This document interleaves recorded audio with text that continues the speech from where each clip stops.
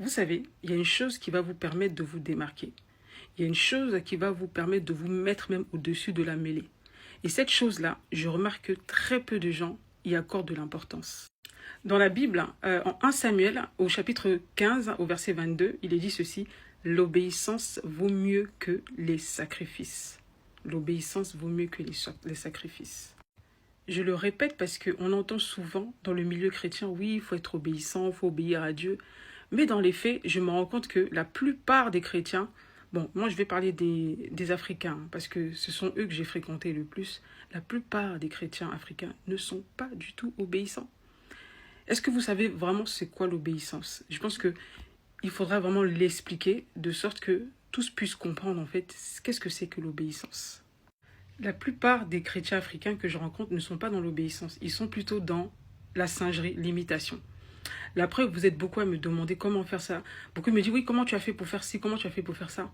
En fait, moi, ce que je perçois, en fait, des questions que je reçois beaucoup de vous, chrétiens africains, c'est que vous voulez faire exactement la même chose que moi pour avoir, voilà, moi ce que j'ai eu. Alors que peut-être que votre cas, il est différent. Peut-être que vous, le Saint-Esprit va vous donner d'autres, comment dire ça, d'autres directives. Donc, ça dépendra de votre obéissance, vous voyez. Et le problème, et c'est ce que je vois dans l'église, surtout africaine, c'est cette chose-là de vouloir imiter au lieu de chercher vraiment à être pertinent, à obéir. Vous voyez, c'est pour ça que beaucoup de chrétiens africains sont idolâtres. Vous idolâtrez les pasteurs parce que quand vous voyez leur réussite, vous ne cherchez pas pour vous, vous cherchez plutôt à imiter et vous voulez singer ce que vous voyez chez les autres. Moi, quand je partage mon expérience, c'est pas pour que vous fassiez pareil que moi, c'est pour que vous suivez le processus. Moi, déjà, pour faire les choses que j'ai fait, j'ai dû déjà chercher, chercher la solution, prier et recevoir une instruction du Saint-Esprit que j'ai suivie. Mais la plupart des chrétiens africains, vous pensez que la foi, c'est la magie, en fait. Qu'il vous suffit juste de faire comme moi, vous aurez les mêmes résultats. Non. Peut-être que toi, ton résultat, tu l'auras autrement. Et c'est ça, c'est à ce niveau-là que vous avez un problème d'obéissance. Vous n'avez aucun problème pour imiter, mais l'obéissance, en fait, c'est vraiment de mettre en pratique ce qu'on sait, ce qu'on a reçu. D'abord, avant de savoir une chose, il faut chercher. Il faut que vous cherchiez pour vous-même. Il faut que vous ayez, je ne sais pas comment dire ça, ce désir de recherche-là. Et ça, c'est ça qui vous manque en fait. Vous n'êtes pas dans la recherche. Voilà, vous voulez que les choses vous tombent du ciel comme ça. Vous savez, le verset que je vous ai lu là, c'est le Saint-Esprit qui me l'a communiqué hier pendant que j'étais en train de réfléchir au problème d'une connaissance. Vous voyez? Parce que je remarque qu'il y a beaucoup de gens qui font des sacrifices. Ah oui, les gens prient beaucoup, ils jeûnent, ils font des dons, ils donnent leurs dîmes, leurs offrandes, ils font toutes sortes de choses, ils font beaucoup de sacrifices. Ce qui fait que même d'autres même deviennent même esclaves de leur pasteur ou prophète ou homme de Dieu parce qu'ils pensent qu'ils peuvent substituer la voix du Saint-Esprit, la parole de Dieu au pasteur. Non, ils peuvent substituer tout ça au pasteur. Non, le pasteur ne pourra jamais remplacer Dieu dans votre vie, vous voyez. Et c'est ça votre problème, c'est que vous voulez la facilité, vous ne voulez pas faire le même processus qu'a fait une personne pour arriver d'un point A à un point B. Et ça, c'est un problème. Et ce problème-là, le Saint-Esprit m'a révélé que c'est un problème d'obéissance, en fait, parce que vous n'avez pas envie d'obéir. Vous voulez avoir des résultats. Vous voulez juste les résultats, mais vous ne voulez pas passer par le processus. Donc, ce qui se passe... Ah, il fait chaud. Donc, ce qui se passe quand les gens font beaucoup de sacrifices et qu'ils n'obtiennent pas ce qu'ils espéraient recevoir, ils se découragent et ils pensent que... c'est comme s'ils pensent que Dieu les avait escroqués et tout ça. Alors qu'en vérité, ce qui les a escroqués, c'est leur ignorance. C'est votre ignorance. Et la meilleure façon de parer à l'ignorance, c'est justement d'être dans la recherche. C'est vraiment de chercher. C'est pour ça que la Bible dit « cherchez et vous trouverez ». Ça aussi, il faut obéir à ça. C'est dans votre Bible. Cherchez. Ne soyez pas des feignants. Ne soyez pas des paresseux, je vous dis. Ne soyez pas paresseux, surtout dans les choses de Dieu. Vous savez, l'ignorance, là, ce ne sera pas une excuse. C'est vraiment pas une excuse devant Dieu. Vous savez pourquoi? Parce que même la parole de Dieu, si tu obéis à la parole de Dieu et que la parole de Dieu te dit faire ça, tu payes ta dîme, tu fais tes choses. Donc, obéis à la parole de Dieu quand elle te donne aussi certains conseils. La parole de Dieu, elle dit que tu dois chercher. Non seulement tu dois chercher, mais que tu dois faire tout en sorte d'acquérir la connaissance, l'intelligence et toutes ces choses-là. C'est écrit dans la Bible. Je vais prendre un proverbe. Proverbe 23 dit « Acquiert la vérité, ne la vends pas. La sagesse, l'instruction et l'intelligence. » Ça veut dire que la vérité, c'est ça. C'est fait de sagesse, d'instruction et d'intelligence. Tu dois t'instruire. Tu dois devenir plus sage et plus intelligent. Si tu négliges ces choses-là, c'est que tu n'es pas obéissant en fait.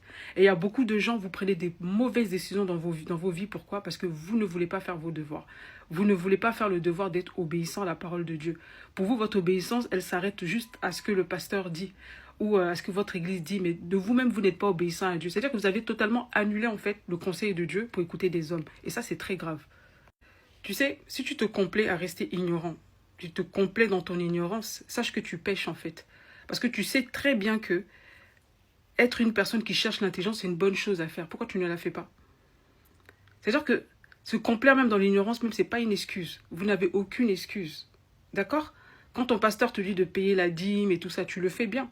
Mais pourquoi cette chose qui est si importante pour toi, pour ta vie, tu n'obéis pas? Quand je vous dis qu'il y a un problème d'obéissance, là, je suis en train d'en venir. Hein, chrétiens africains, vous allez voir à quel point vous êtes désobéissants en fait à la parole. Et peut-être que, et ça c'est de la faute de vos pasteurs parce que pendant longtemps, ils ne vous ont pas enseigné ces choses-là. Si vous avez dit de chercher l'intelligence, la sagesse, comme on cherche l'argent, peut-être que on aurait eu vraiment des personnes sages.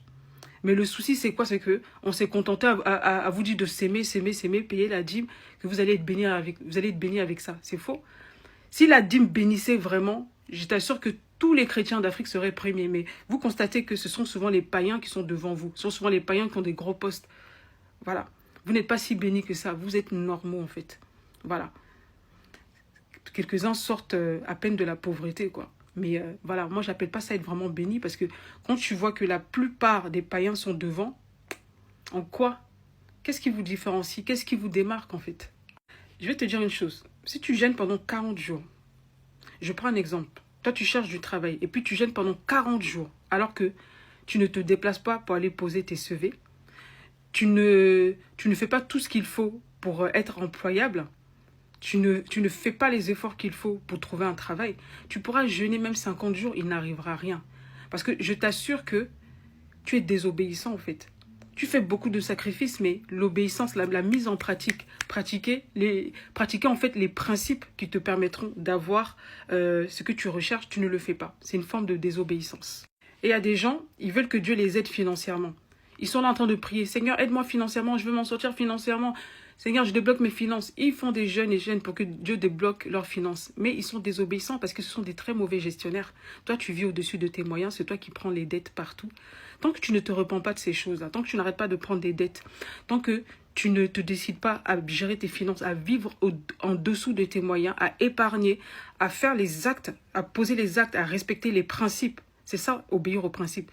Respecter, obéir aux principes qui conditionnent la prospérité, la richesse, il n'arrivera rien, mon gars.